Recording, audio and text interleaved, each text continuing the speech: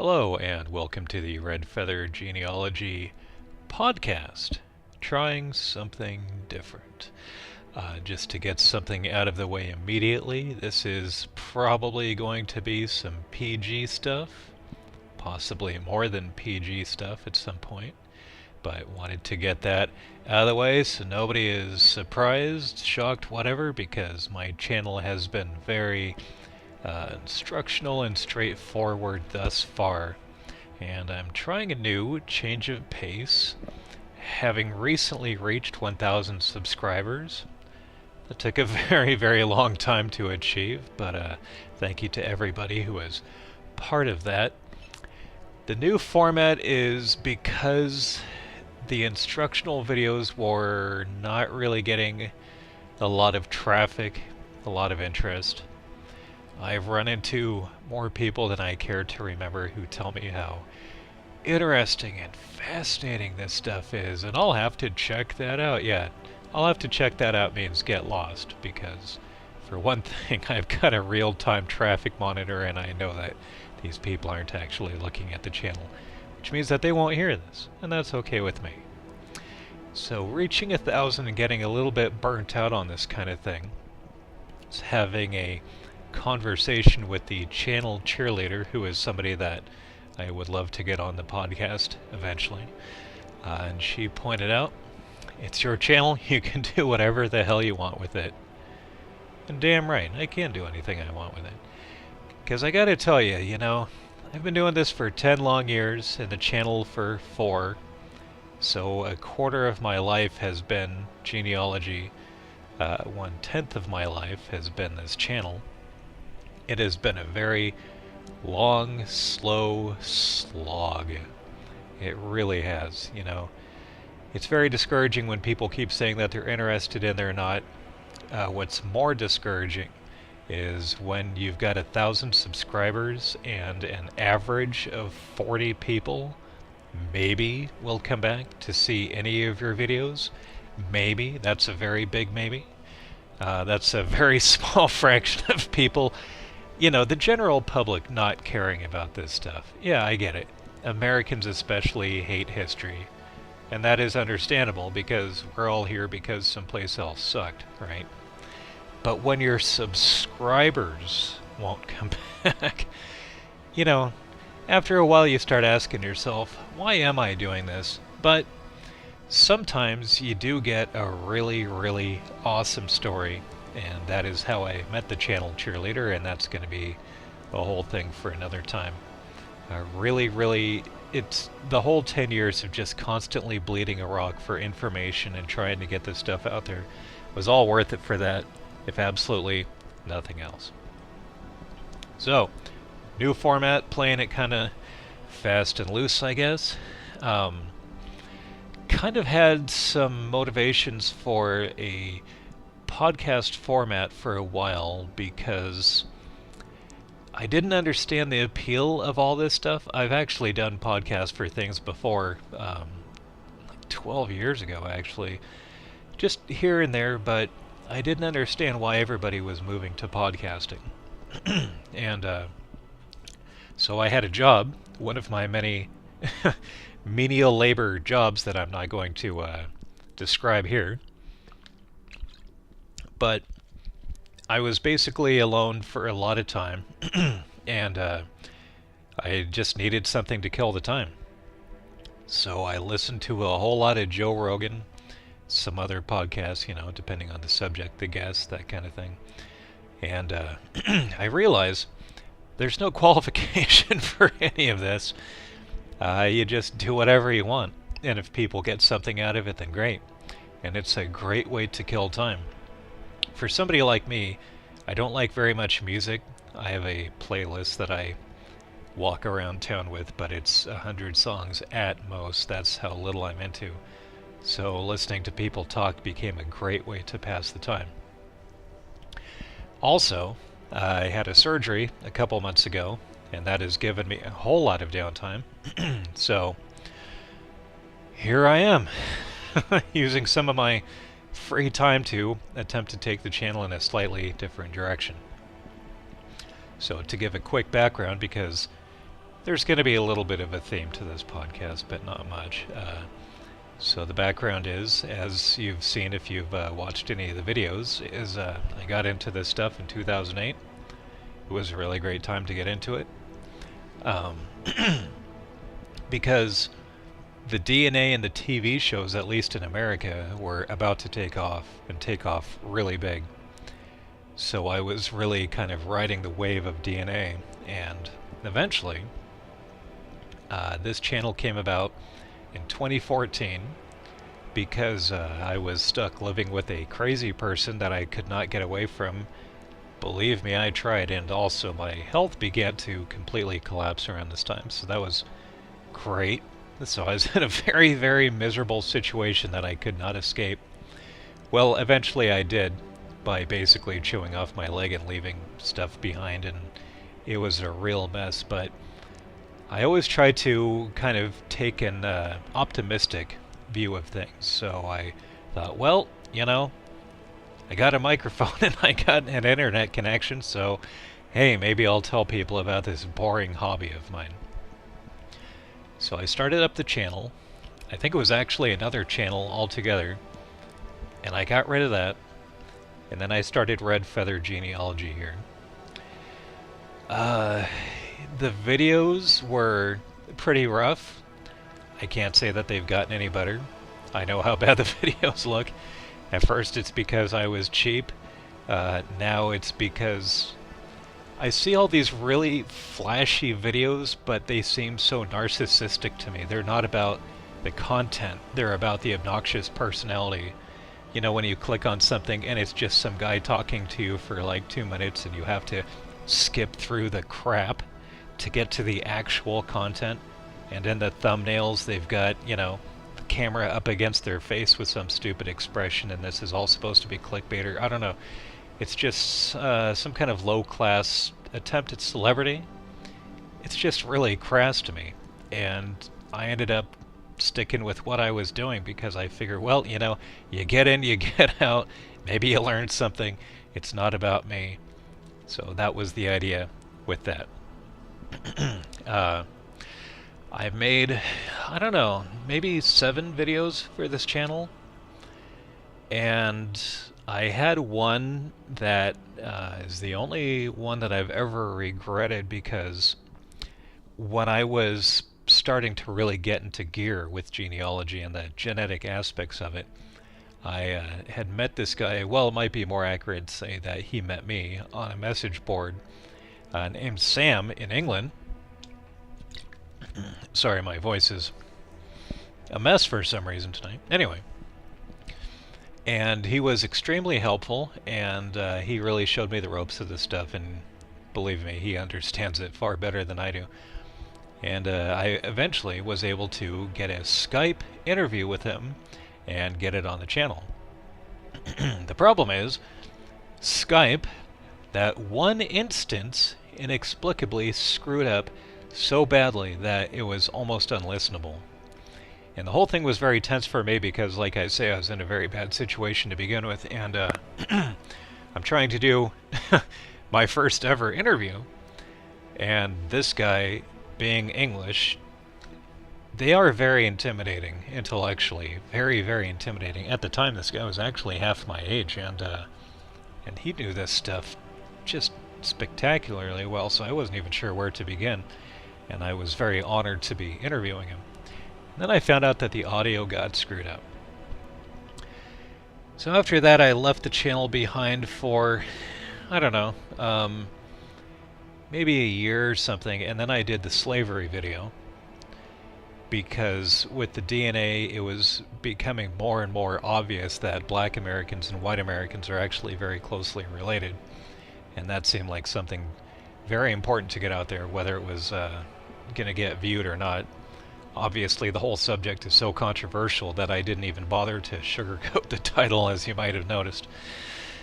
And sometime around then, maybe before then, I don't know, my memory is horrible anymore, I threw out all the videos, including the interview with Sam, because they were just going nowhere and they were almost embarrassing.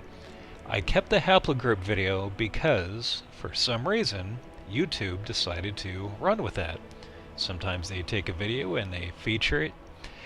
Usually what happens is you watch a video and then it, just auto plays into the next one, or it's at least suggested over there in the right-hand column. So if you watch something about DNA, haplogroups, genetics, whatever, it would roll into mine. And therefore, that video became the engine of my channel, and before I knew it, had 250,000 views on the haplogroup video. A lot of that information is pretty outdated now. I don't even like the video. I can't believe it gets likes, to be completely honest. It was bad enough for that. For the first few years, I actually disabled comment because I just, I know what's out there with the YouTube comment sections, and I just didn't need the sewer backing up on my channel, right? But, it was getting so much traction that finally I allowed the comments, and for the most part, that's actually been a pretty good experience. This is subject material that people take more seriously than most, and I think that probably helped. So, yeah, that was me slapping together storyboard panels into something constructive. And, I did the slavery video, and then I pretty deliberately just forgot about the channel for a couple years, at least. It was last winter a year ago that I began to notice that I was getting a lot more subscribers, that the numbers were really jumping. For a while I ignored this. I figured it must be a fluke. But the traffic started to really boom. Like, really boom off the charts. And, honestly, I've been trying to get out of genealogy for years. I've had a couple of people actually get pissed off at me because I get them back into genealogy after they left, because it's just a grueling subject, just constant death and dates, and, it's pretty morbid, frankly. But year after year, I'd be in some situation where I was either bored or things were going bad, or I just needed to really focus on something, and there was the genealogy. It's like, okay, I can finally get out. At one point, I self-published an 800-page book of my entire genealogy. I was thinking, well, I can use the internet for DNA and for YouTube and for self-publishing. I'm going to really make something of this. So, did an 800-page book. It's like, okay, that's it. Finally, it's out, it's done. I can just retire from this. It took 3 weeks for the book to get printed and shipped to me. And in that time, one of my DNA tests upgraded, and all of a sudden, all this new information comes out. It's just like, oh my god.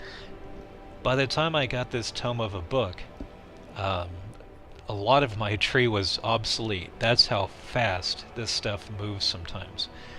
For example, because it was my 23andMe test, and initially they couldn't do much of anything, but then they were breaking it down into Europe, Africa, and Asia. Very general. And that was mind-blowing. I figured that was the end of it. But while I'm waiting for my book, they update it. And oh, by the way, you've got some Jewish ancestry, among other things. So all of a sudden I got thousands of years of Jewish history to look into. I still don't even know exactly where they fit into the tree. I have a theory. But, so I got all that now. So it's like, oh god, do I just keep rewriting this book every year or what? So it kept dragging me in. Eventually, I was very happy that it did, because it got me to the channel and it got me to meeting some people. So it all panned out, but man, I wanted out. So you can imagine that after, at the time, 9+ years, I start getting a boom in traffic on the channel, and it's like, do I really want to even look at that? Do I really want to consider the possibility of getting back into this? I mean, oh my god, hasn't this been beaten to death? Like, I gotta get a hobby or something other than this, but it was booming, and, I was talking to my, well, the channel cheerleader is my second cousin. Maybe I'll give her a name if she gets on the podcast one day. I was talking to her about it, and you know, about making new videos and getting into it, and so yeah, she actually sent me a brand new mic headset. It's like, all right, here we go.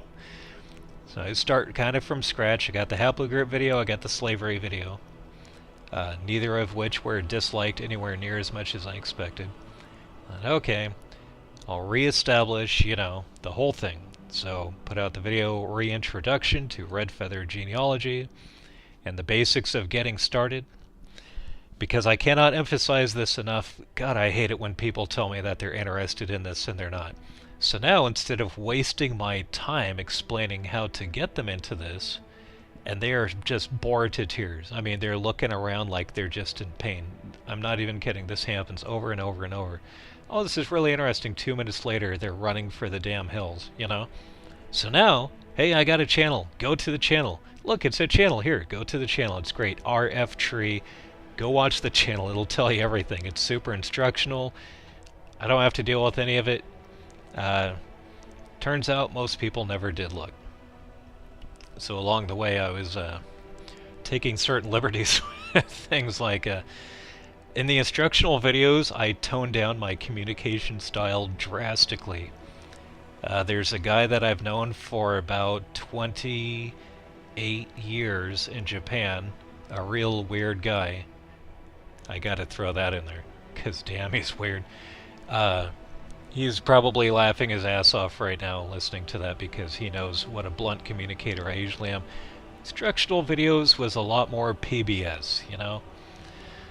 But the frustration and frankly eventually anger at people just not caring about any of this stuff, that eventually culminated in little kind of side videos like contributing. Because you get these people who, well, I just don't understand computers. Yeah, that flew in 1998. It's 2018. It's been 20 years. You got a box full of awesome stuff from your great-grandparents that you should scan in, maybe throw on a tree, maybe share. Just do something with it, because when you die, your kids are going to throw that stuff out real quick. So maybe you could do something with it, you know, while you have the opportunity. It's like talking to Grandpa before he dies, and then taking a DNA test. That's actually something that happens constantly, I've learned, is people wait until their grandparent dies and then they take a DNA test because they couldn't be bothered to talk to their grandparent about where they came from. They need a tube to tell them. That's American family for you, right there, in a nutshell, or in a bottle, I guess. So, you know, making a video that was spelling out to people, deliberately condescendingly, I might add, that, yeah, you can contribute, you can do something. It's like the many, many, many, many people who take an Ancestry DNA test, but they won't build a tree. Because I don't have time. Yeah, I have heard that so... Oh, God. Yeah, I used to know a guy, I would call him 20 years ago. He would tell me he was busy, and I'd hear him playing video games in the background, and he's been pulling that act on me for a long time. This happens constantly. I don't have time. Well, you'll never have time. So, that brings me to... I guess the general theme of genealogy is, why should you care? Really, why should you care? They're dead, whatever. Well, my question would be, don't you want to be remembered? You know? Wouldn't you like to be remembered? Because I did that little poem video, and it was essentially about, yeah, just hurry up and die so we can drop you in a hole and say, yeah, that's too bad, and move on. Because who cares? But you are in control of your own legacy. And if you remember the Dos Equis ads, those brilliant ads, there was one line, I don't think it was even on TV, maybe it was, but it was in print, and I absolutely love it, which is, it's never too early to start beefing up your obituary. And yeah, that's kind of a nice way of looking at it, you know? When you get thrown in a hole, or, you know, you get to ride the rails in the crematorium, What would you like to be remembered for? Is there anything? Did you do anything? Was anything of any meaning or purpose to your life, to your existence? I've learned that for a lot of people, none of it really matters. They just want the corny obit about God-fearing, da-da-da, whatever, you know. But my parents, neither of which were pleasant people, did at least have very interesting lives, you know. And that's something that I remember them for. And not that I'm gonna have kids, but if, God, if I did, well, they would be hearing about it. You know, it's a legacy. It's an interesting legacy. The story that I have is I worked with this guy a few years ago in a call center, and genealogy came up as it always does. I'm no longer as proactive with bringing it up as I had been a long time ago, but of course it inevitably came up. And I got the usual, that's really interesting, you know, all that crap. But this guy was saying, yeah, I don't really care about that stuff. I just prefer to look to the future. It's like, okay, that would be a reasonable perspective, especially at his age, because he was younger than me. But here's the thing. This guy was an obese pothead working in a call center. He had been dumped by the same chick 6 times, something like that, and all I'm thinking is, yeah, nobody's going to remember you. You don't care about the people who brought you to this point, and nobody's going to care about you. I guess that's like a family tradition, just, whatever, you know, it's only family.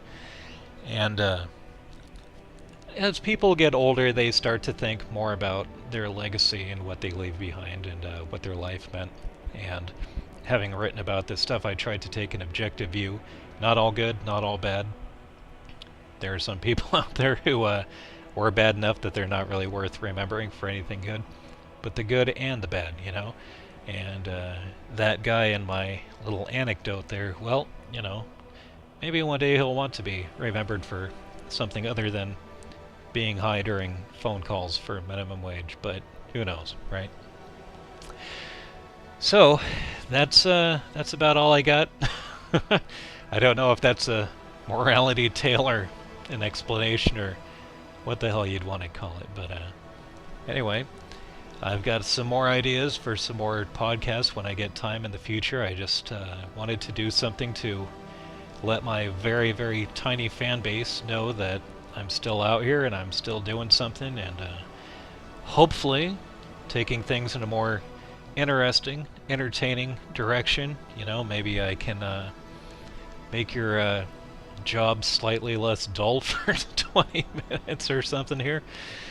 So yeah, if the sound of me monotonously droning on about dead people has tickled your fancy, do feel free to like and subscribe, and I'll be talking to you again soon.